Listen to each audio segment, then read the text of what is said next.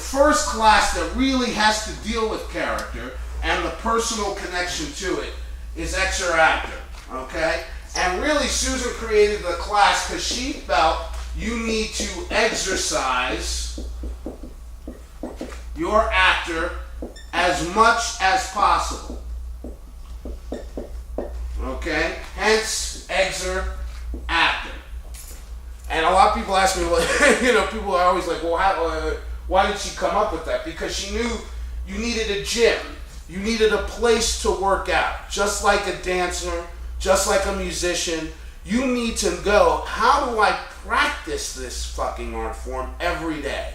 And there's a way in which you can do this. And she felt the class was first and foremost about opening yourself up.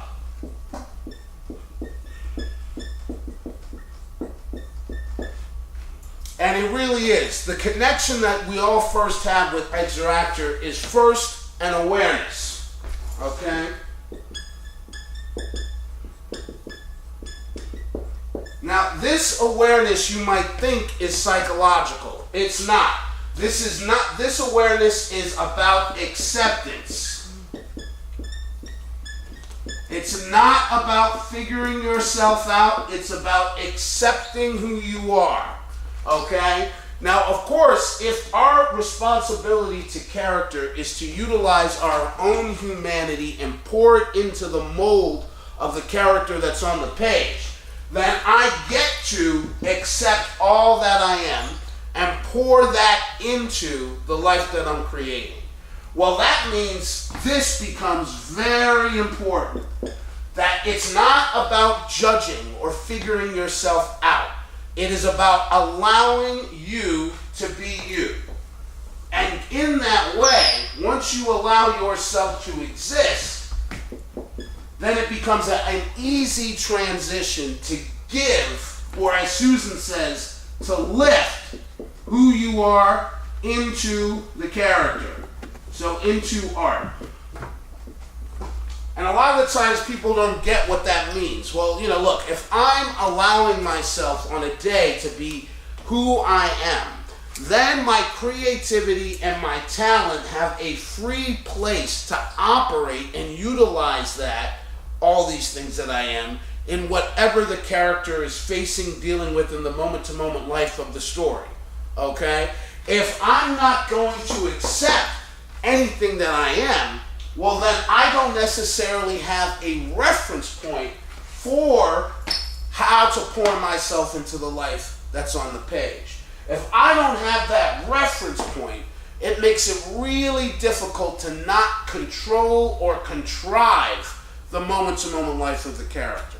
If I'm sitting there going, well, yeah, you know, I'm feeling all this rage and I'm playing a love scene, right? And I'm supposed to be absolutely in love. And I'm not willing to give over Carl's rage of whatever's happening in his life to the character. My talent and creativity don't know what to utilize. It almost cuts off all my other emotional sensors. Because what I'm saying to myself is, you have to be this way. You have to be in love. You have to be happy. And the minute I say you have to be, it cuts off any level of freedom or creativity for me to utilize and for me to give over. And it's really an interesting thing. A friend of mine just did a movie. He actually called me last night. He just did a movie, and he said this is a really bad time in his life. His mother's sick. He's in this real kind of crazy place with his wife, and he's sitting there and he's going, Jesus, I'm supposed to be, I'm playing in this short film, and I'm supposed to have won the lottery, and my whole life has changed. How do I give it over? He's like, I don't know if I can do this scene. And I said, well, why can't you accept the level of pain this character's in before they won the lottery? So that if he sat in the sensation of my life is shit, nothing's gonna happen, I'm over, and then he gets into, hey, look, this allows me, this thing I won, I finally have my life in an alteration, in a change. Then it becomes useful. But he didn't know that because he didn't feel that he could accept where he was at and that would serve the life of the character that he was presenting. He thought he had to be in joy, right, to play joy. And that is completely untrue, okay? It really is a myth. It's the same myth that that a lot of actors have that say, I do my best work when I'm devastated, right? I can only be in absolute pain and destroyed to do my best work, you know? And it's a story, it's a narrative that we have. When in fact, most of the people in the world, especially actors and Oscar winners, do their best work after they have children, after they have something that they discovered about themselves, after they not just had success, but are in a healthy, constructive place in their life. And we forget this, because we're still running on the romanticism that if I have a great addiction and I hate my parents, I will be a brilliant actor. Do you know what I mean? Because God forbid I actually love people and am happy. Because there's no success in that. Absolutely none, right? And because this myth runs around, we don't necessarily think that even when we're in the best times of our life, we can get to sadness. So awareness is the opening salvo of the class. It opens EXER Actor. And really what we forget with awareness is if we keep it in our head, we can transform what we are aware of. If we do not speak it out, we get to give our awareness life. Because up here, we protect. Of course we do. We don't want to feel sad. We don't want to feel angry. We don't want to hurt, obviously. So we have found clever, very clever and ingenious ways of changing what we are feeling in a moment to make us feel better, right? So we make sure that you give it life. Speak it out. Okay? Because if you keep it in your head is a bad neighborhood. It is. It is South Central, South Side Chicago, circa 1986. There is gangs on there. There are a lot of different drugs running around in that hood. There are, look, there is Trump people exist inside your head going, see, you're a bad person, Look, so if we keep it in our head, we can change it in a heartbeat. And in that way, the minute we have that transformation, we are actually denying instead of accepting.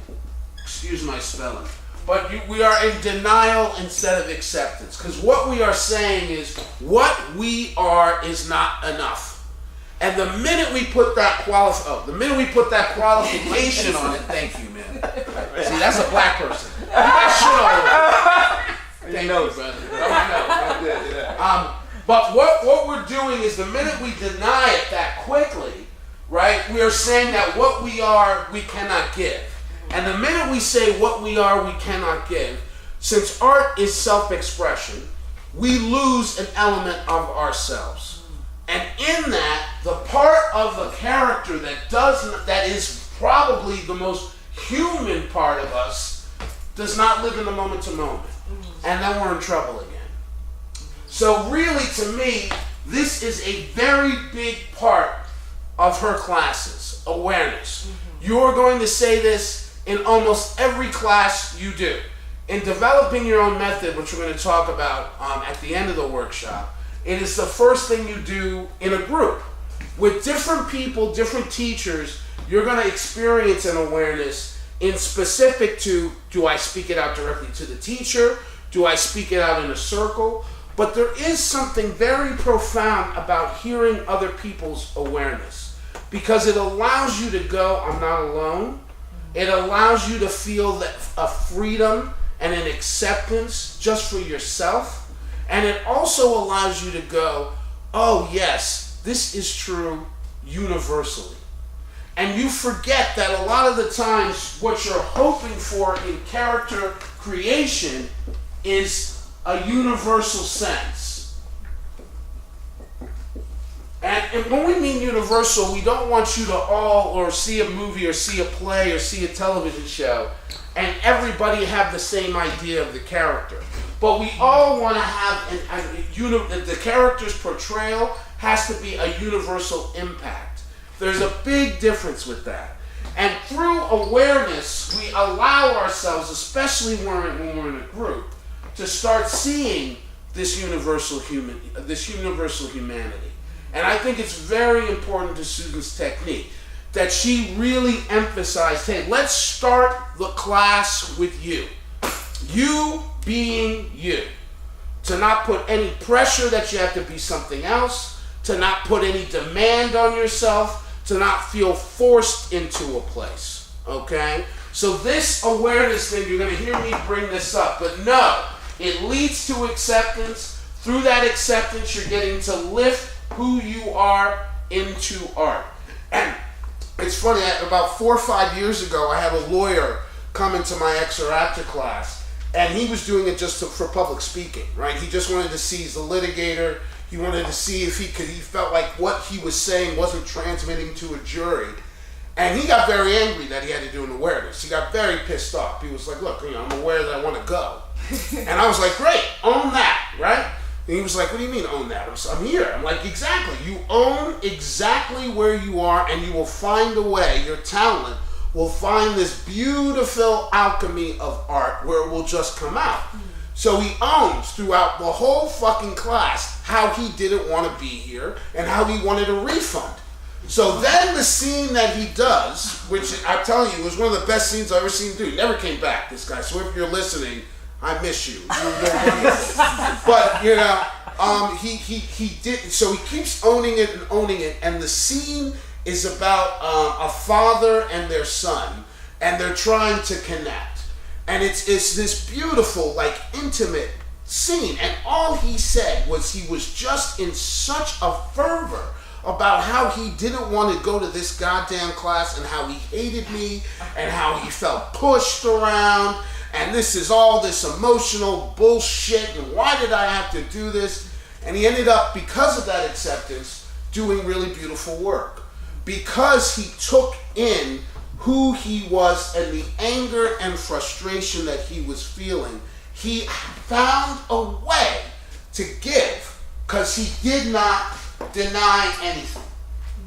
And it's very interesting to see that work on somebody, that acceptance can lead to for character transformation without you being conscious of it, because it gives a space for you to exist. And the minute that space is there, your creativity, which you cannot control, by the way, I'm telling everybody this right now, and your talent, which controls you, starts to operate, okay?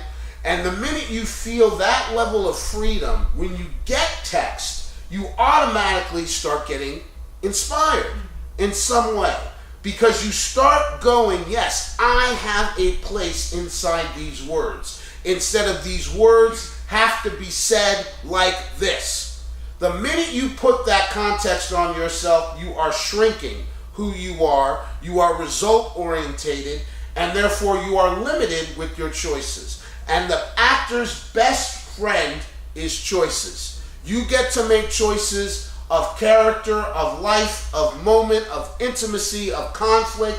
Without you being present, those choices become contrived, two-dimensional, not human, okay? So this is how much awareness is significant of, okay? After you do an awareness in EXER Actor, then the job is to get out of your head and into your body, okay? So really, Susan found this great trick, right? Music. And a lot of people go, and people, I don't know if you guys talk to a lot of ex-Batsonites, right? Ex-people who've taken this class, like, yeah, you do this weird thing. You get into a circle, right? And then someone plays music, and, she screams, puts you in the middle, and you get the music to take you out of your head. And a lot of people got problems with that. And I'm like, well, I think what she really wanted you to get is that there's a freedom with music. There's a space when we listen to a song that allows us to not think, but be. And that's what she was prioritizing. And she discovered it. You know, she used to do class, this is how horrible my childhood was. She used to do class in my apartment, right? So I was dealing, if any of you have heard the noise of EXER Actor, I was dealing with that as a kindergartner, right? What the fuck? I hate my, what the fuck is going on up there? Right upstairs. So there was a way that when she played music and these people started to free themselves up, that she thought was very, very important. And I don't know where she got that from. I don't think she got it from Strasberg. I don't think she got it from Hagen. I don't even think she got it from Berghoff or Klerman. I think she got it from her own work. That she sensed, hey, look, when I listen to something, I get myself out of here and in here. And we forget, acting is three-dimensional. It's physical, right? There's a lot of great actors that I've seen who are head-up actors, right? Who can feel something and cry, but don't really get behavior. Don't really put their body in the circumstance. Don't really know how to do that. Don't connect relationship to a physical representation. Don't know how job physically manifests, right? In a moment-to-moment life.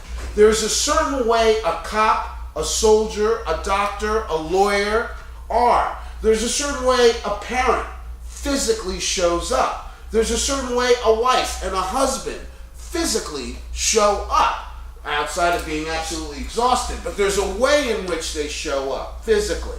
So she wanted to make sure you prioritize your body over your mind, right? So the first step we get is awareness, and then from that awareness we play music, and we're getting ourselves into the physical manifestation of our art.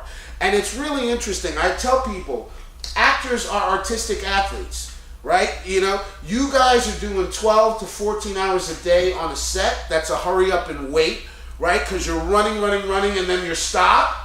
And then you wait, and then you're running. And you have to know how to constantly regenerate energy, how to constantly be in the physical presence of the character, right? And a lot of people tell me, well, I don't know why these stars need massages and chef. You work 90 days on a set. You're going to need a fucking massage. You're going to need a chef who's making you the, holistic, whatever, non-wheat, non-sugar, non-GMO, whatever, to get your ass back to the next day. It is grueling work. And in that grueling sense, your body needs to know how it can stay at a peak of character work so that your energy doesn't die, And look, I get why Daniel Day retired. He gave everything to his character work. He really did. And it shows up in his body every time he played a character. And that level of investment is very exhausting. And you guys want to know that. That's why I tell people, you got to work out, you got to keep healthy to be an actor. It amazed me that all those guys from the 70s were doing that much cocaine. It just amazed me.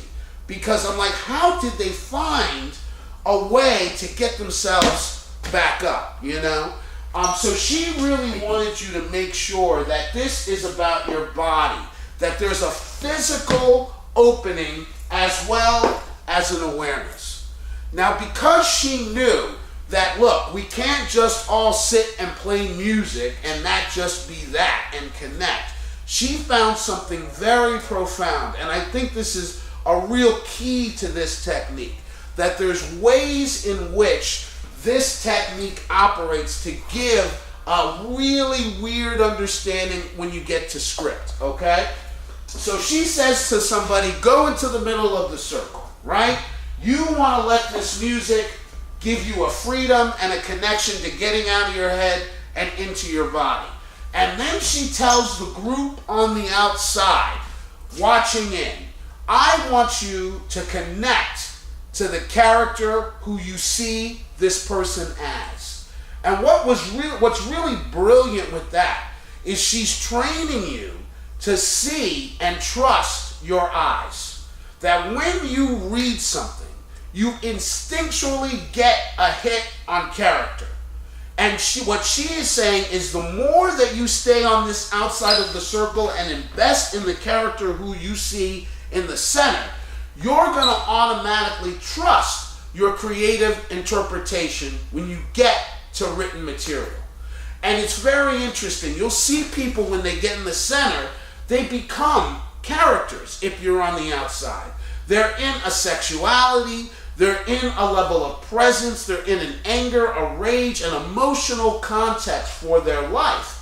Which, by the way, this is all in the book. If you guys have ever gotten Truth, she explains EXER Actor a little bit like this, that she's seeing different characters show up in the center of the circle. And if you're on the outside, your ability to drop into that character who you see in the center becomes you letting go, once again, of your ego and staying committed to the character.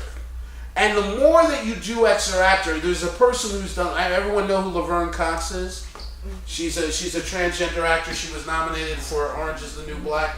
She did EXER Actor religiously. We used to have 8 classes a week. Thank God we don't anymore, because I don't know where I'd be. But we used to do 8 classes a week. She did at least 4 or 5 of those classes every week for a year. And the commitment that she started to really take in was how to trust her creative interpretation when she read material. Because what she started to realize watching this and connecting to the character, that there was something that she could see that was unique to her. That wasn't what everybody else saw. That was unique to what her eyes and her creativity interpreted. And the more that she invested on the outside of the circle, the more you could see her trust when she got to text. And it's a real interesting element to know that really what Susan created was a way to get free and a way for that freedom to be identified or to be connected to and also utilized in the creation of character from the same exercise. And I think that's a real sense of genius. Do you know that one person is experiencing something and that the whole other group is experiencing something else, that both are fundamental to their craft? And I think because the more, this is why to me this is the gateway class of the Batson studio, because really in the first 10 to 15 minutes, you're automatically in a fundamental principle of acting. Freedom, moment-to-moment life, body, acceptance, lifting into art, and seeing how you interpret character, all within the first half hour, 15 minutes of a class. I think that's a very wonderful and powerful way that actors can take very specific things from it. Now, of course, when you go there, you're going, I gotta dance, right? I got fucking music, you get nervous, you get in your head. But the minute you start letting go, you start to feel this sense of freedom with your creativity. The minute you start committing to the character you see in the center, you start to feel your ego giving way. And the minute you start to feel your ego giving way, you're able to hop into this life that only your brain and creativity and heart and body are somehow taking in, somehow absorbing. And what you start to realize is there's this sense with acting of being a little out of control, right? You don't want to grip and strangle a character. You want to allow the character's life to kind of be embodied and connected to you without you wrestling with it. And it's a real trick, especially for young actors, is how to let go, how to be out of control but in control at the same time. It's a real trick.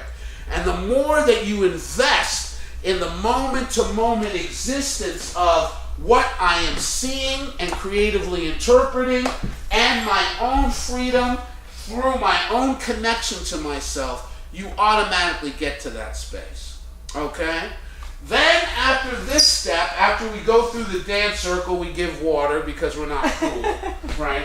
Well, maybe not that cruel. right? And then the next step to me is the preparation.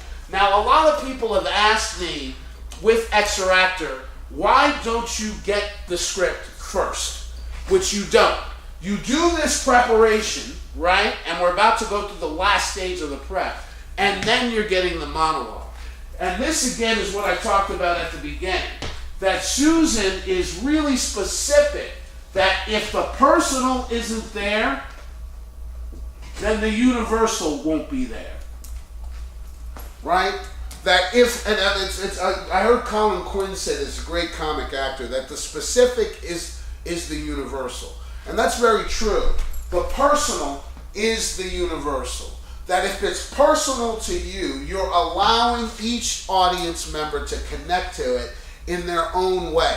Because their heart is, they're seeing something or getting a transmission of something that's invested. So Susan wanted to make sure that you prioritize you before you get to the words.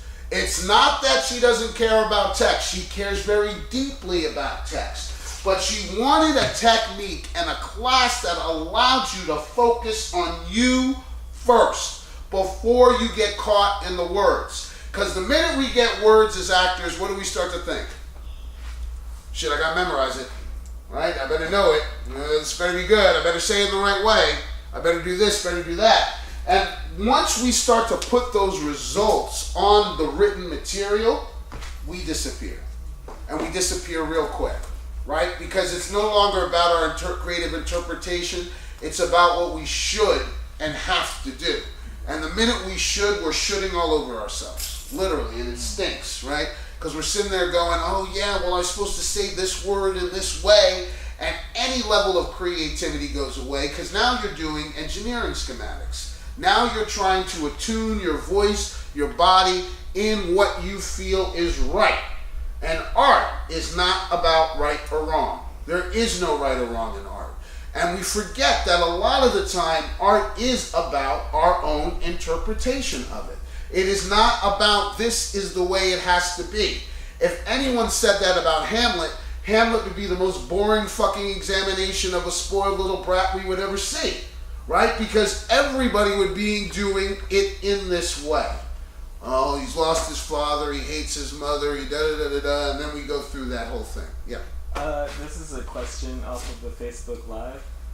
Someone asked, how can an actor free himself from his own judgment? Oh, God. Oh, God. Well, there is no way. Go to therapy. You know what I mean? Like, there's no way to free yourself from your own judgment. But you can accept your judgment in acting. I think a lot of the time we forget, acting ain't going to make you feel better. It really isn't. It's not a way to deal with your psychology. You know? Someone told me recently, yeah, I was using Meisner to try to figure out myself. And I went, how's that working out? You know what I mean? Like, there's no way. Meisner's not going to help you solve a relationship, right? Or understand how relationships work. He wants you to create, he was hoping you're going to create character. But the only thing you get to do is accept, I always compare it to, like, did Bob's Dylan music save him? I don't think so. Did you know what I mean? Like, I think in fact fucked him up. You know what I mean? You're looking at Charlie Parker, these great musicians. Picasso, he was still an asshole. Do you know what I mean? Like, he was still a misogynist. It wasn't like his art made him really respect women. Do you know? So I'm sitting there going, I don't think your art can save your life. It can give you a life. Your passion can provide you something. But if you're looking for acting to help you with your own psychology, I don't know if that's possible. It's never seemed to work for me, and I'm pretty well adjusted, sort of, right? But I know that you can accept your judgment because the acceptance of it can be utilized for the creation of character. And that is something very important. You're not necessarily going to bypass it, and if you do bypass it, you're bypassing an element of the character's existence, because all of our characters judge. We're judging beings. We really are. We judge everything as human beings, right? We evaluate, We judge. It is part of what's preternatural about intelligence, right? So I think one of the interesting things is to not get stuck in your judgment, but to accept it and see how it can participate in the life that you're creating. And I think that's really what's interesting about the story I told about the lawyer in EXER Actor, that he had a judgment about being in this class. Now, it was his dumbass fault to come to class in the first place, and his dumbass fault to stay. Sorry if you're out there listening. But if you know, because he accepted it, he was able to utilize it. If he didn't accept the frustration that he had with the format of the class, with what was going on inside of himself as he felt pushed intimately, then I don't think he would have been able to use it. So just know, it's really never about trying to get around it, it's more using it. Then, you know, in your life, you go get help. You know, you know what I mean? That's all you can do, yeah. No, I was going to say, wouldn't you say also, it's just, I mean, another thing of it is just dropping the ego. I mean, that's what makes you judge. Yeah, but it's you know, it's not going to happen all the time. Sometimes your ego wins out. But isn't that what gets you all judgmental and you're like... Sometimes you're just, look, there's some points where you're sitting there going, I just don't feel capable of doing this character. Or I don't feel capable of hitting this moment. Now, that's a judgment, but it's a judgment from a depression or from a doubt and insecurity, not from an ego protection element, right? So you still get to accept that and give that over to character. There's some characters that you're going to judge, right? That you're like, oh, she's weak, she's this, she's that. And maybe it's because of whatever reason it connects to your own weakness, this and that. That you get to accept as well. That's not necessarily about your protection. That's about your insecurities. So sometimes it can just be, you know, because we always are, I mean, I'm judging myself right now. Like, what the fuck am I talking about? I have a psychology degree. You know what I mean? And I hear myself, but I keep going. You know, because I'm in acceptance, right? I'm sitting there like, I had a mother be like, accept it. I'm like, okay, yeah, fuck it. You know? But I think to me, yeah, sometimes it is ego, but the more that you accept the judgment, the less the ego feels like it's in control of you, right? The more that you fight the judgment or try to deny that it's actually happening, the more the ego's present and starts to control. Yeah, what is the best way in approaching the character? Is it just reading the script and letting it jump off the page at you, or is it? I mean, look, we're going to get into that at the end, but I think you first have to be present before you read. You know, a lot of people just go and read, right? Like they sit down at a desk, feeling like they're doing homework, you know, feeling like they're in school, you know, and then read. And I'm like, yeah, but you know, you're not in school, you know, and I think you have to find a creative way. You know, I'm not sure exactly how they do it at Royal Shakespeare Academy, whether they, you know, because I think to me those guys are one of the most proficient people with text. Ian McKellen, Patrick Stewart, I think there's a lot of people who've gone through that road. Daniel Day-Lewis, da-da-da-da-da. But I still think your presence is required. Because if you take a second even and just get aware, I'm aware of this, and you speak it out before you start to read a script, you're at least now allowing you to show up and allowing the instinct to take on different elements that you're reading from, right? So in other words, if I go, I'm aware, like I go through awareness, I'm aware I'm tired, I'm aware I don't want to do this, I'm aware I'm scared, I'm aware of this, then I start to allow me to be present. So that when I read, I'm going to get hits from the script. Now, if I don't do that, I'm sometimes looking for something. Do you know what I mean by that? Yeah. I'm looking for the conflict. I'm looking for the intimacy. I'm looking for what the relationship is. And I'll miss details. Because the trick to me when you read, at least, and it's to remind yourself that this is creative. You're not reading an instruction manual, right? You're not reading a history textbook. So once I get aware, my imagination starts to create and visualize the material. And I think that's very, very important, that you stay in a visualization of the material, because that visualization really can allow you to see the details of the story. without allowing your imagination to really work for you, you're not gonna you can miss some details of a story. Do you know what I mean? I was talking about this in on-camera class. I don't know how many people saw Roman J. Israel, with the Denzel. Yeah. There's an interesting element that I think he caught on very quickly, that character doesn't have a car. That character lives in Los Angeles and walks everywhere, right? Now, part of it you're seeing in the shot, right, as you read the script. But for somebody as brilliant as Denzel, that meant a lot, right? That meant how he walks and what his walk is and why doesn't he have a car and what not having a car in LA and being a lawyer and being a civil rights attorney means. There's these wonderful details that come out of that.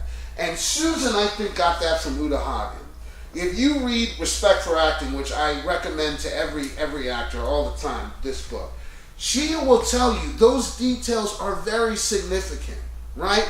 So that if I come into a scene and the window's open and it's winter at 7 a.m., right, where it gets really cold, and I'm sitting in the Northwest, right? The house that I'm going into is in Northwest area, right? So there's a real chill there. That's very different than being in New York City at 7 a.m. in the winter with the window closed. So those details, I think, always come from your imagination. And that comes from you being that specific with what's happening in the text. But I gotta see it for me to be that specific. I gotta be open enough that I'm not just looking for 1, 2, 3, 4 things, that I'm willing to really read it and really see what I can gather from what the scene presents. Without that level of information, I think we miss a lot of things. And young actors do this in auditions all the time. They miss that level of detail. So once you miss that level of detail, you're missing a transition. If you're missing a transitional element, then you're missing a key part of the story. If you're missing a key part of the story, they don't see enough of the character to bring you back. And it's really interesting when you see that equation play out. And I've seen it with being in Billy Hopkins' casting director office, going, wow, yeah, these guys miss 2 or 3 very important physical details of the character. So of course Billy's not going to call them back. Their work was wonderful. It was powerful work, but it wasn't the fullness of the story. And because it wasn't the fullness of the story, when an actor who brings in that fullness, who might not have that all-encompassing character, I'd call them back too. I would call the person who told the fullness of the story before I'd call the person who had this brilliant, intimate connection. Because the story, is the most important thing. You're a storyteller as an actor. And without having that real depth, without having that real specificity, we as a director, we as producers who don't really know a lot about acting, go, I want that guy, I want that woman. Because I know when I bring them in, they'll have the story. Do you get that difference? Mm-hmm. Yeah. That is Uta Hagen? Uta Hagen. UTAHAG, Hagen and Hagen-Dazs. Yeah, okay. Yeah, Respect for Acting. Yeah. How does acceptance play into creating, say, crack addict? Yeah. Well, you got to remember, they weren't always a crack addict. Okay. Right? They were a human being. Do you know? So I have to know what got them on the drugs. I have to know who they were before. I have to know what intimacy led them into their addiction, what things they were dealing with.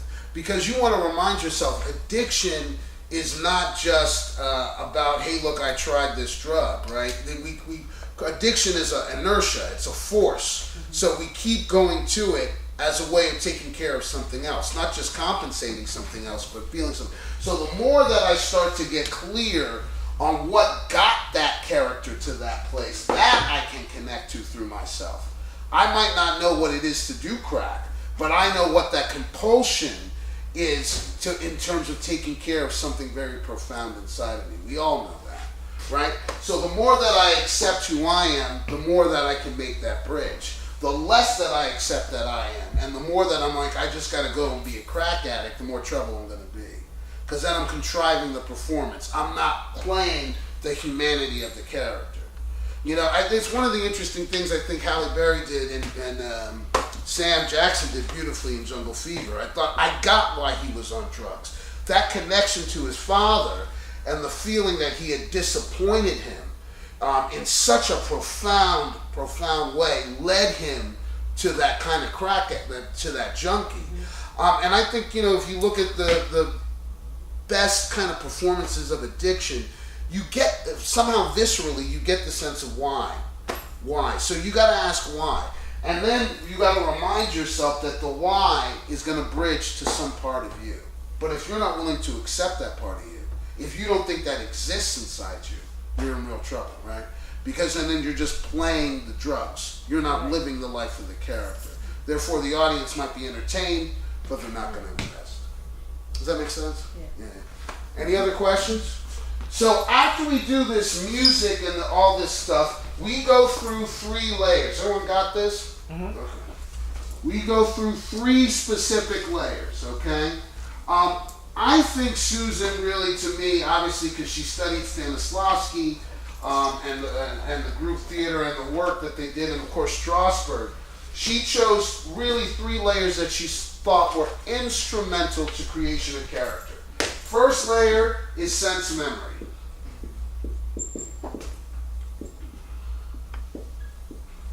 Second layer is personalization.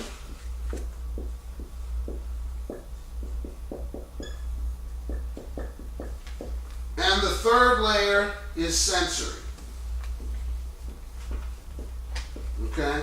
And I think she wanted to make sure that everybody at least held on to 3 very specific elements of circumstance of most of the pieces. The sense memory is a time in your life when.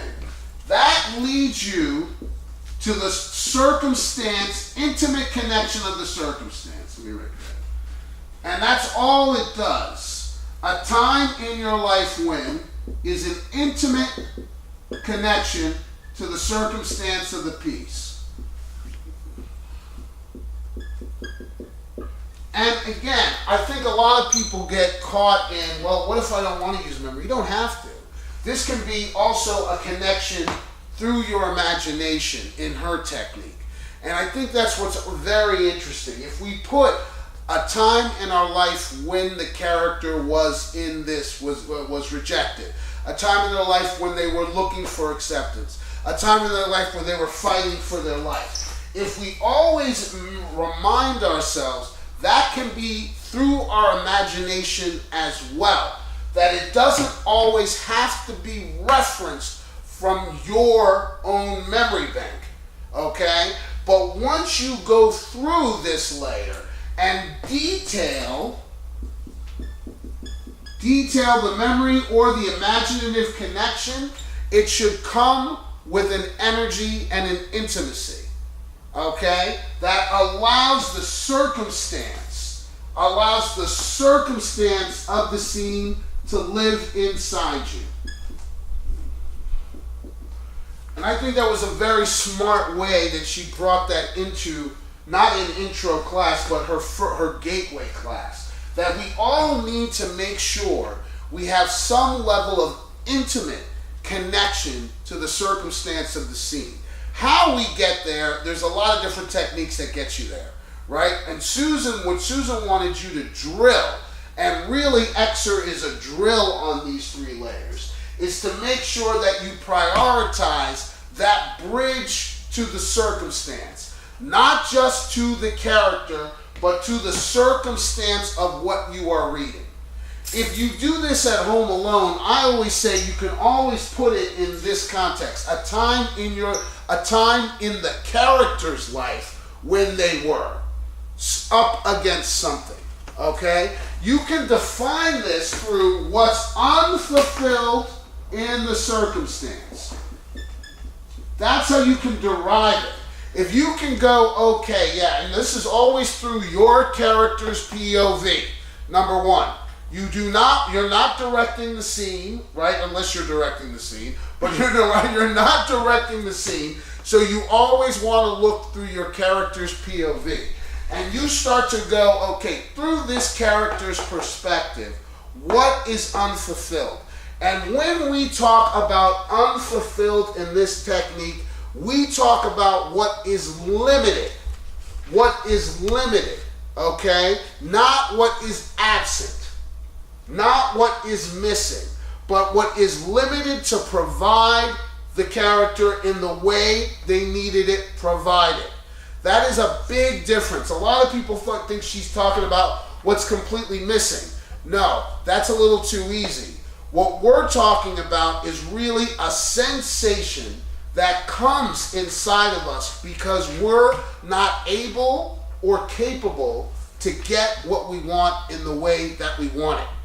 And that happens, and that again is a very universal connection, right? I was literally watching Trump today, and I keep referencing him because he's a wonderful character. Really, I would love somebody to do him, you know, as a one-person show, hopefully, and not get shot. But I would love somebody to do him as that.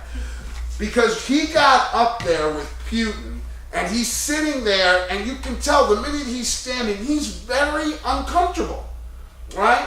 And you can see him trying to make himself feel more powerful, right?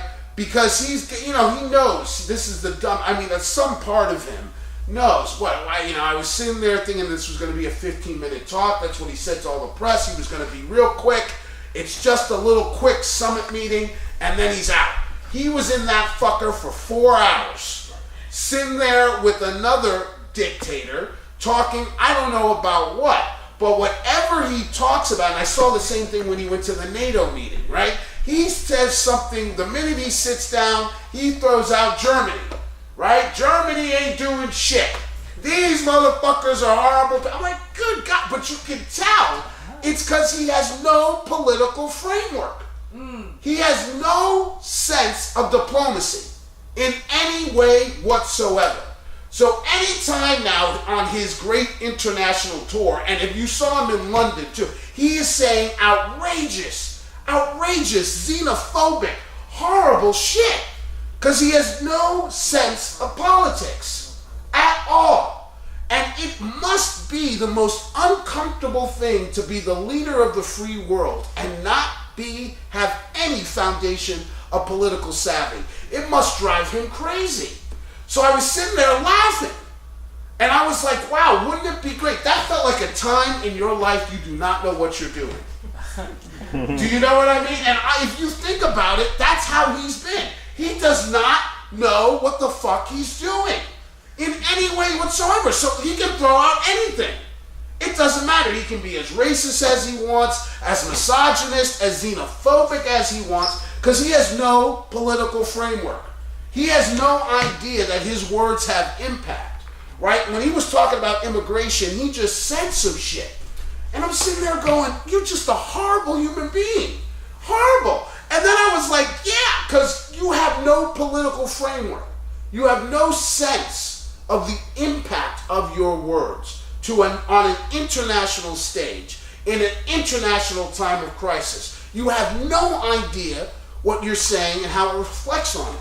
So to me, this becomes a very interesting time in your life, right? A time in your life where you didn't feel capable, don't know what you're doing, have no sense of the game that you're playing. So many different intimate connections to his circumstance work. Do you know? Because you throw me on that same international stage, I'm going to offend a lot of white rich people really fast. Do you know what I mean? I'm going to say some shit that I'm going to be like, yeah, I said that. You know, and then go, oh shit, I just lost my, next election's campaign money. Because, it was funny, it was what was to me really a problem with Barack, right? Barack was always right in the middle.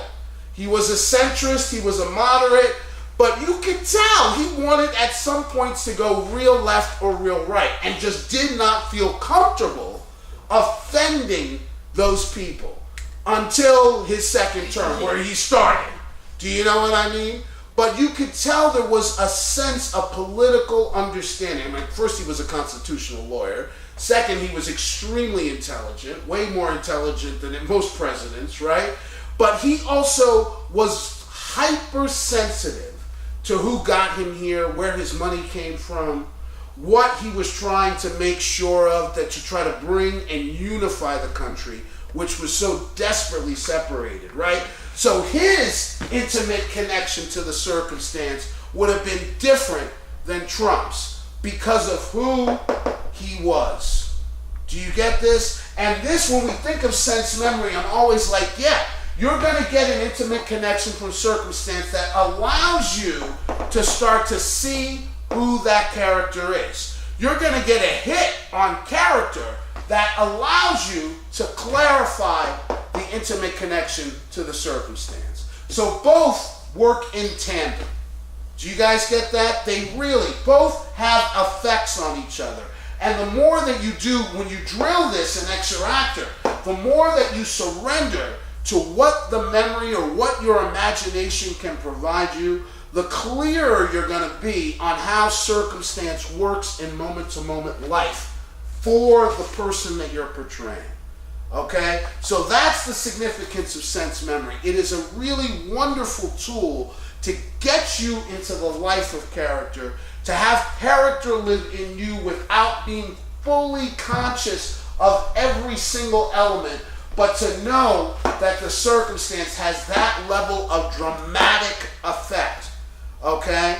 And this is why I get really upset when people say Susan doesn't focus on text. She does. She wants you to have an intimate connection to the text. She wants that text to be lived in you as opposed to you playing at it. And this, to me, is where it starts. If you can find an intimate connection to the circumstance, you'll allow the drama of the story to come out in your moment-to-moment life. Okay? The second really is about relationship. And all of personalization is a substitution from your life for who the character is talking to. And of course, relationships are critical in how we respond moment to moment, right? We are different with our brother and our sister than we are with our best friend. We are different with our mother than we are with our fathers. It is a natural tendency to define how relationships work moment to moment and be specific in it is part of our humanity. We do it all the time, right? In the way that we talk to people, in what we choose to say, and what we choose to hide. And the more that we can understand how a relationship evolves in conflict or in a way that allows us to get closer or more specific about our intent, the more that we can see how the circumstance reacts to us, or how we react to it, excuse me. This is another question off of the Facebook Live. They want to know, when you said both, did you mean sense memory and what's the second? Character. Yeah, so it's I forgot what what do you call that? It's a relationship that both work, right? So sense memory helps to define character. Character can help you see what the sense memory is. You know, it's one of those. I forgot what you call it. Symbiotic. Thank you. Good God. It's a symbiotic relationship, and how that symbiosis works is the more I'm in an intimate connection to the circumstance, the more I can see character. The more I see character, the more I can see the intimate connection to the circumstance. Okay. But yeah, guys, you want to remember how critical relationships are in terms of how we are with those people. That allows us to be very specific about what we want, okay? And you want to remind yourself when you're reading something that you should define this relationship. Now, personalization to me and all this stuff you want to be clear on are just triggers, okay? They're not necessity. And what Susan is trying to do with EXER Actor is drill 1, 2, and then we'll talk about sensory in a second, but drill things that can trigger you, okay? There's great, you can have an intimate connection to the circumstance, but if you don't know who you're talking to, elements of the conflict might not be there. Elements of the intent might not be there. Elements of the journey of your character's moment-to-moment existence might not show up because you weren't specific on who you're talking to, okay? And the more specific you are with who you're talking to, the more the feeling of that person will live, the more the humanity of the character lives. Okay? Now, personalization, remember, since it's a substitution for from your own life for who the character is talking to, this is not an hallucination exercise. Okay? What you're looking for is the feeling of the relationship. And in connection to that feeling of the relationship, you will start to allow moment-to-moment stuff to pop up that comes into your imagination and plays a part in your creativity. It is not to sit there and see somebody, because as I say in class, if you have acid, you should share with the group. If you're sitting there on mushrooms, you better pass them around, because we'll all go through that with you, right? But you should not be sitting there seeing somebody. It is a sensation that you want to connect to. And if you think about it, all the relationships in your life have very specific sensations. There's a sensation of being with your best friend. There's a sensation being with your husband, your wife, your boyfriend, your girlfriend. That sensation is critical to transmit not just what we want, but the feeling of the character. And sometimes relationships become the only thing the actor holds on to, right? If I can't get to an intimate connection, at least I know I'm talking to somebody who's rejected me, right? Someone who's held me. And one of the things we do when Susan came up with is to make it universal, is to go someone who. That's the way we define the personalization, is someone who. Because if we sit there and go, I want you to think of your best friend, right? Best friends are very different for each one of us. But I want you to think of someone you can confide in, someone who believes in you, someone who has faith in you, someone who holds you when you're tired, someone who bigs you up and supports you. That we all understand, right? And it's a really interesting way of assigning a label to it for a personalization, is to stay with the universal understanding. If you find yourself reading something, and sometimes you know who that person is, which you will. There's some pieces that you read that you go, oh my God, that's my dad. Oh my God, that's my best friend. Oh my God, that's my boss, or that's this director I work with, or this asshole at the gym, right? Sometimes you know, and you get to trust your instinct then that maybe you don't need a personalization. Do you get me? There's sometimes your instinct goes, I got the person I'm talking to. I might not have an intimate connection to the circumstance, but I got the person I'm talking to. And the minute you get that person, if you give him a label too soon, right? If I assign a label before I really feel out the relationship, I'm confined by that label. And you don't want to be restricted to best friends. Best friends can hurt you. Best friends can lie. Best friends can manipulate. Best friends also sometimes, like mine, need a lot of fucking help. Do you know? Who you need to be taken care of sometimes. So sometimes you don't want to necessarily define it by the label unless your instinct and gut tell you. But this always keeps it in a universal place. Because you want to remember, throughout a play, throughout a television show, throughout a movie, the relationship will evolve. It will change. So someone who might start as loving might end in betrayal. Okay? So can we assign one label to that? Some of us have that. Some of us have those people in our lives who started that way and ended another. Some of us don't. So you have to be specific on, again, you, right? Because this all starts you and what you need. And go, okay, yeah, this is either mom, dad, because I got it that quickly, or my best friend, or my wife, or this person, or someone who.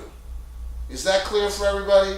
Because a lot of the time you can assign a label, and then at some point in the script, that the text to that label doesn't make sense. And you're sitting there going, okay, now I'm falsifying the relationship.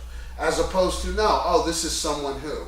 And that can stay each time. Now there is also a very clear thing that once we get the circumstance of the scene, we can assign a specific person or assign a personalization just to that circumstance, as opposed to assigning it to the whole piece overall, right? So that we're going, okay, this is the character's dad, but this person in this in the first scene, the circumstance is the dad betrayed, so it's someone who betrayed me, right? And in scene 47, it's now someone who I'm fighting, right? So instead of going, well, it's just the character's father, I can assign, if I need to, a personalization based on the relationship scene by scene, okay? And that, again, allows your investment in the scene work. It allows you to stay that specific, as opposed to just playing dad every scene. Do you get me? Or just playing husband every scene, okay? So know that this works scene by scene as well as works for the overall story, okay? All right, the last is the sensory. And the sensory, and this is the last thing you do in EXER, right, when you do these layers. The sensory is the physical condition of the circumstance, okay? And I'll just call it circ right now. The physical condition of the circumstance is critical, and this goes back to what I said before about Uta Hagen's work, right? That essentially, if it's extremely hot, we are very different than when it's extremely cold. We are very different in summer than we are in winter. We are very different in spring, and we're very different when we have a sharp pain, when we just came from a nightmare, when we had a headache, than we are, or when we're hung over, as we are when we're in our normal day-to-day existence. And how that physical condition works can also inform the intimacy. If you got drunk on an August night where you got to get to work in the morning, and it's August, and you are standing in the platform of a subway station in 90-degree heat and humid, waiting on a platform hung over, that is a very specific sensation, right? As opposed to, I didn't get drunk, I took a shower, I brushed my teeth, and I'm still in that level of heat, annoyed, but very different than the guy next to me who's hungover, right? So physical condition plays a part of how our intimacy works, how our body responds to what is going on around us in our environment. And it does, again, work with and is in specific connection to what the circumstance of the scene is. So automatically, with these three layers, we have a physical condition, which is body. We have a relationship, which is also our connection to our imagination and how that relationship evolves. And we have an intimacy, automatically an intimacy in connection to the circumstance. So with just these three layers, before you get material one, you automatically have a character. Do you guys understand this? I got an intimate connection to the circumstance, I got a relationship, and I got a physical connection to what the circumstance is that also informs my intimacy. And automatically, I have a character that quickly.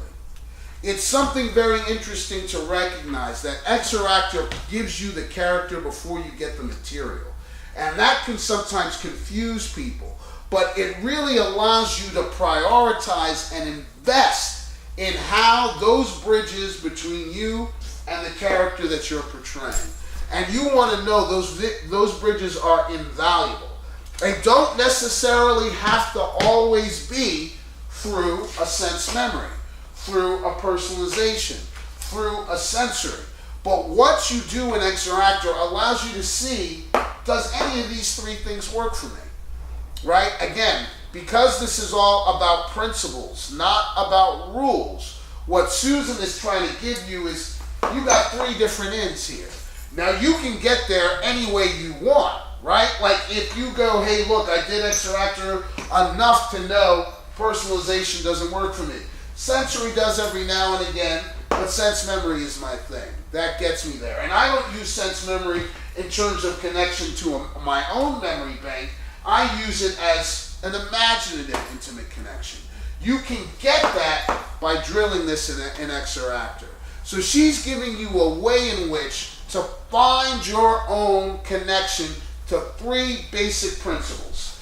You better have an intimacy and connection to circumstance, you better have a relationship, and you better be specific about the physical condition of the circumstance. Otherwise, you are not telling the fullness of the character story.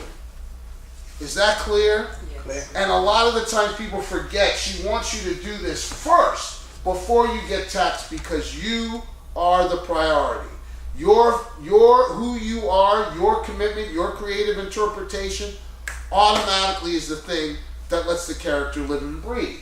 And because you were open and aware, and hopefully you lost your ego, the investment in this feels a little contradictory sometimes. Sometimes I was like, well, didn't you just tell me to stop thinking about myself? Like, no, you're never going to stop thinking about yourself. But you can utilize elements of who you are. And that's what she's looking for you to do. Find elements of who you are that allow the character story to live in a personal and therefore universal way. Okay?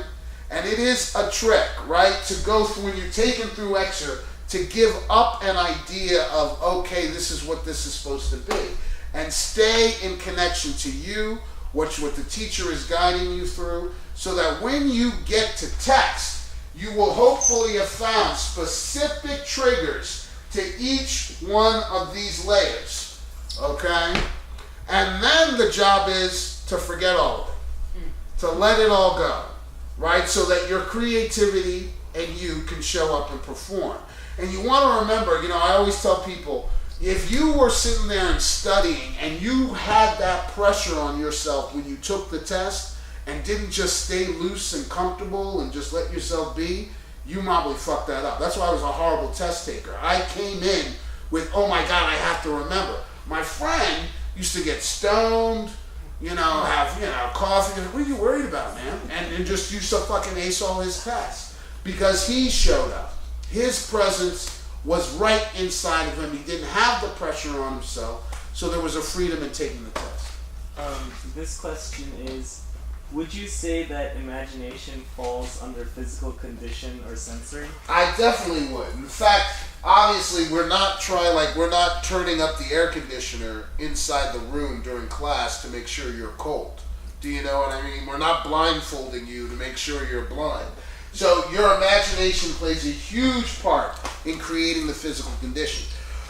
But you also want to remember that your reading comprehension skills plays another huge part, right?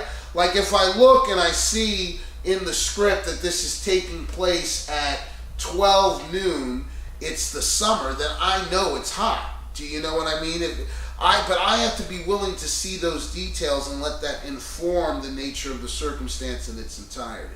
If I'm reading a piece and I go, I'm in a hospital, I might impose a sensory condition that this hospital, the sensation of this hospital feels cold for this person because they're lonely, they're alone, they're sitting waiting there.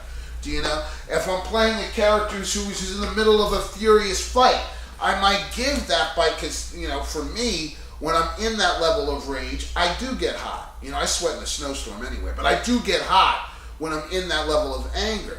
So I might give a sensorial condition to the character based on what I see in the circumstance and what I know of the person, which is always my imagination with my reading comprehension, working together, So, of course, when I read from an imaginative place, these details pop up to me. When I read trying to find specific things, I lose it. And it's always like, when you lose your keys, it's harder to find. When you just, when you don't know where they are at all, then you can look everywhere. But when you're looking for one thing, some other things go by the wayside. So, guys, after you do these 3 layers, then we give you text, okay? And the real trick is to, again, be in connection to yourself, not necessarily worrying how these 3 layers can operate for you in EXER. What you get to trust, and this becomes another brilliant thing with EXER Actor, is this is it 4 letters, 5-letter word, right? This 5-letter word, trust. What you get to trust with EXER Actor is that you unwittingly, have already found how the character exists inside you. It's already present, right? So in that being present, when you get to text, it's now about the story, not the words. And this is a very interesting thing that I think Susan's really wonderful at prioritizing for actors. Your job is to tell a story, not just to repeat and regurgitate words on a page. If you think that's your job, when you do that, it will sound contrived, it will have no life, it will have no thing inside of it that we as an audience can see, connect to, invest, or even be entertained by. And what she wants you, and she gives you a very specific amount of time. She gives you 20 to 30 minutes, right? So what you want to do in that 20 to 30 minutes is start seeing the story. How does the beginning, middle, and end operate? Okay? And really what she's hoping for is, because you drill this, just like it's an exercise, right? So just like every other part of the class, in the drilling of it, you start to trust how you can look at the beginning, middle, and end. How you can find it, how you can connect to it, and what automatically it inspires in you. Not to memorize, but to live in. And when you prioritize the life, the story comes much easier, and hence the words, you know what to say. You automatically have a connection of what to release, because you're automatically in a specific understanding of the story. So if the story at the beginning is, I hate you, you get to go, oh, okay, it's because I know the beginning, this intro into the story is about me and this relationship. Therefore, the words come out. If I'm sitting there going, the first line is, the first line is, the first line is, the words never appear to you. And this is how a lot of people get stuck memorizing. Susan does believe you have to find your own ways to memorize. You really do. But I always say, if you can focus on story, the words will come easier. Okay? So then you have 20, 30 minutes to go through the beginning, middle, and end.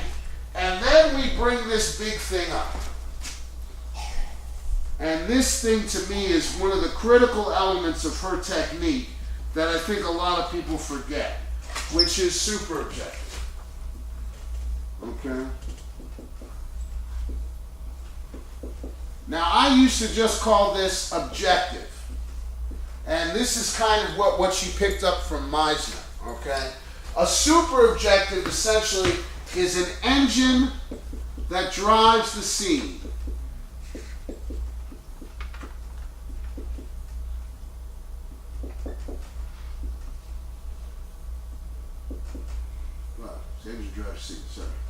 Okay, now what a lot of different places call this is simply an intent, right? Some people call this an objective, a want. Some acting techniques call this a motivation. Okay? And really, to me, I like how she says it. Just it's an engine that moves the scene, right? Now, of course, this engine is really a search. And just like in any circumstance we are in, because we're not in a real reality, we're in a heightened reality, we are constantly in search of something. Now, what this search is not about necessarily attaining it. It's about keeping the search alive that allows the story to move from the beginning to the middle to the end.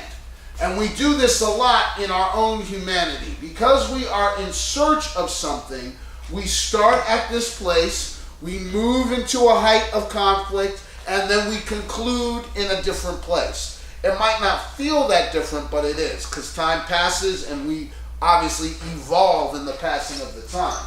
So what she derived from this, and this point I argued with her ad nauseum, is she said that the super objective of each scene can be found in the last line the character says. And to me, what's crazy about this is it's really true in our own life. The last thing we normally say or do is the closest we come to confessing, admitting what we want or what's driving us in there, right? So we will talk all day to the person that we like, and the last thing we'll say to them is, I like you, right? We will talk to the person all day about our mother and father and how much they confine us and bitch to us, and then we'll go, fuck you, which really was the first thing we wanted to say, but we went all the way around to get there, right? We'll do that with a lot of different things. I found myself doing that in Starbucks. Like, I was sitting there and this person didn't give me the right latte thing, and I was looking at it, I was like, well, does it have this? And I wanted to say, is almond milk in there? And I finally said to 3 minutes, asking, well, did you put this in it? Did that go in it? Did the vanilla spray or whatever fuck else I wanted? Finally, I got to the end. I was like, is there almond milk in here? And of course, this black girl was like, yes, there's almond milk. Right? I took it and I drank it, and of course, she was right.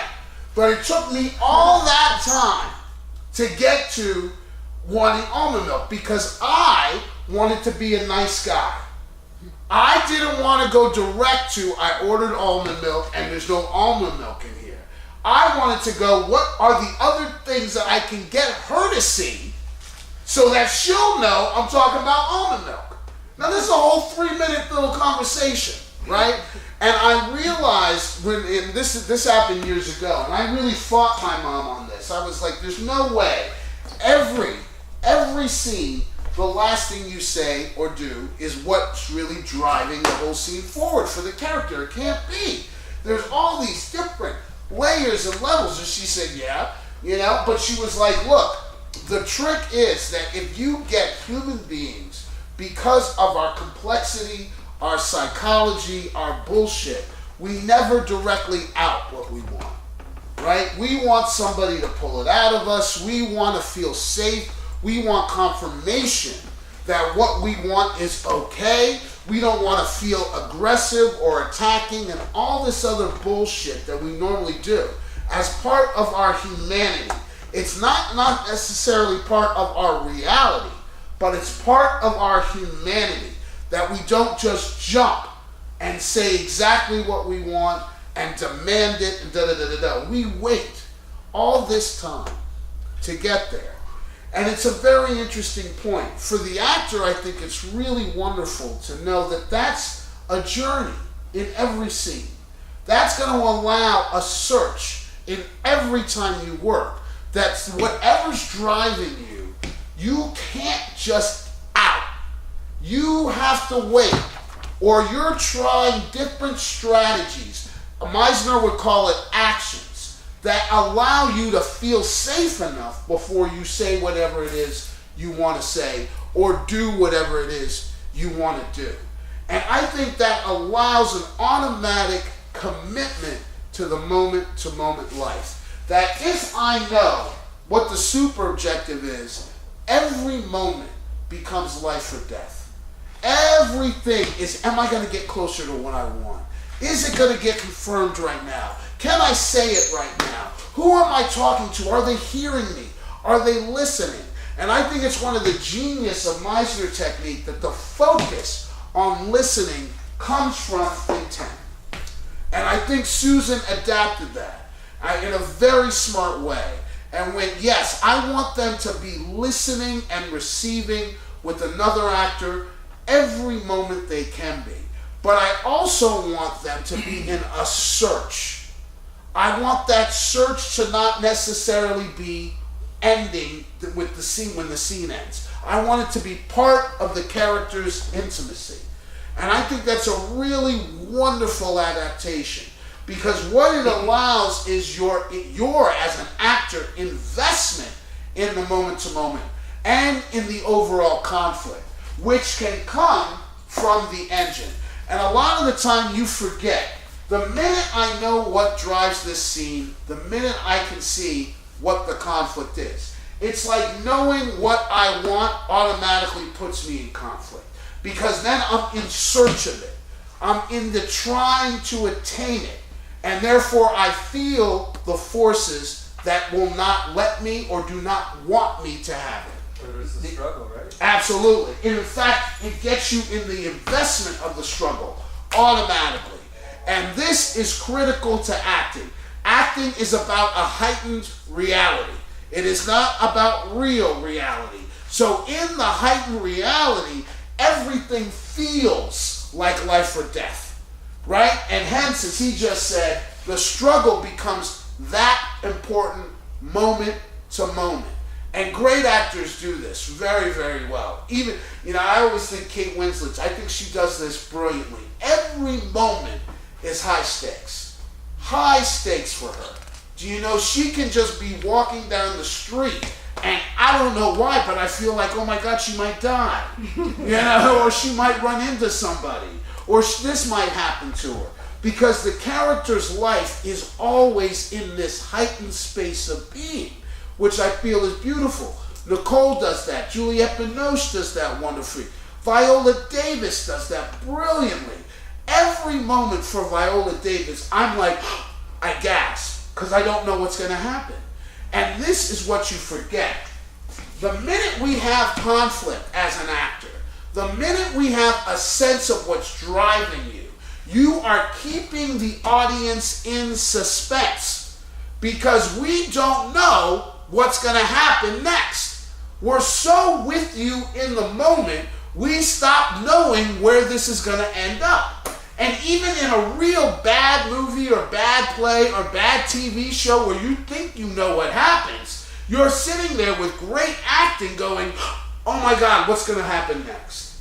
And that is because the investment in the moment for the actor has them in an intention of what they want, and therefore we are on the journey with them. And that journey allows us to go and not necessarily know what's going to happen. And we suspend our disbelief, right? It gives us a place of holding on to the significance of each moment. And this becomes a great element for an actor, especially in an audition. You want to keep, even if your choice feels like this was completely out of left field, if you make a choice, a casting director will work with you. Even if they think it's absolutely the wrong choice, they love to see you have an idea about the material. That's really all they want. Have an idea. Come with an idea. Don't do it flat like everybody else did. Come with an idea. You guys got to remember, they see 35 to 40 actors every fucking day. They don't want you to suck. They really don't. A lot of people, like, they walk in there and think they don't want you to suck. They want you to be good. So if you make a choice about the engine that drives the scene there and draw them into that journey of the scene, they'll work with you. They really will. They'll support that choice and see how it evolves, okay? But this becomes one of the great elements of this first class, is because what you're really getting is this, all of the work that you have done is really led you to the scene. You've created the life of the scene. You're allowing yourself to be there.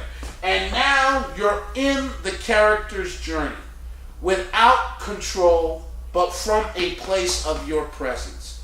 And when you're in that space, your work becomes expansive. Now you do this in 30 minutes, which is tough to do, but you get to the last line in EXER Actor and you practice this. Each time you take this class, you are going to get comfortable making those choices, because it's not going to necessarily be self-evident, right? The line could be a question. The last line could be a joke. The last thing you do could be to blow kisses. You still have to derive how it works. So the trick is, once you get it for the character, you then get to translate it to your present life, so that it doesn't become another layer that you think about. It becomes another connection in your present world that you can open a door to, right? Because you got 3 layers automatically working. Susan does not want you to be bogged down by these layers. She wants these layers to be in connection to who you are. Not things that you think about, but things that exist inside your being, which is why we make sure we find triggers for them, right? The last connection, the super objective, has to be to your present so that you're not worrying about it, that it becomes a part of your connection to you, okay? Which makes the last step before you perform in this class always the most difficult, is to let this all go, right?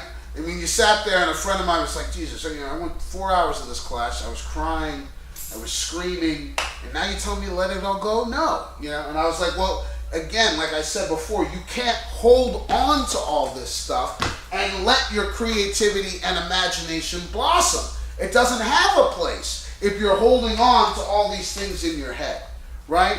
So really what she wanted you to do is you learn this and then you forget it.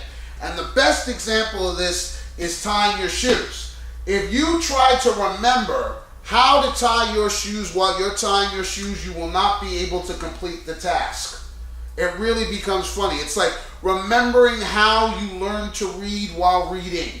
It's impossible. It's too confusing. So what we do, of course, is we practice, and then we let it go. And that's how it becomes ingrained in us. If we sit there and we think, we're never going to accomplish the task. Okay? So one of the tricks to remind yourself, and that EXER Actor really provides you, because it's also a clarifying audition class as well, that, hey, look, once I get up to performance, I cannot hold on to all these things. I have to get back to myself and trust. There's that dirty word. Trust that it all will exist inside if I show up. If I don't show up, then none of these other things show up, and it stays flat. Really, because I am working, not being. And we can always feel when an actor is working. Susan calls it acting, right? With like 17 A's, right? But the minute we see that level of work, you are telling the audience what to feel. Another way of saying acting is indicating. See, I'm in pain. See, I'm happy. See, and you are telling the audience what to feel instead of living in the character and then letting the audience define what they're taking in, right? So awareness at the end is her other trick of getting back to yourself and letting all this go. Even if I'm aware that I don't feel like I know the story, that I don't know the first line, you get to trust that because your presence is there, it will show up. It will show up. Okay? Is that clear? All right, guys, we're going to take a break because I'm talking too much. I can feel it. We're going to take a break. We'll take about 10 minutes and we'll come back, okay?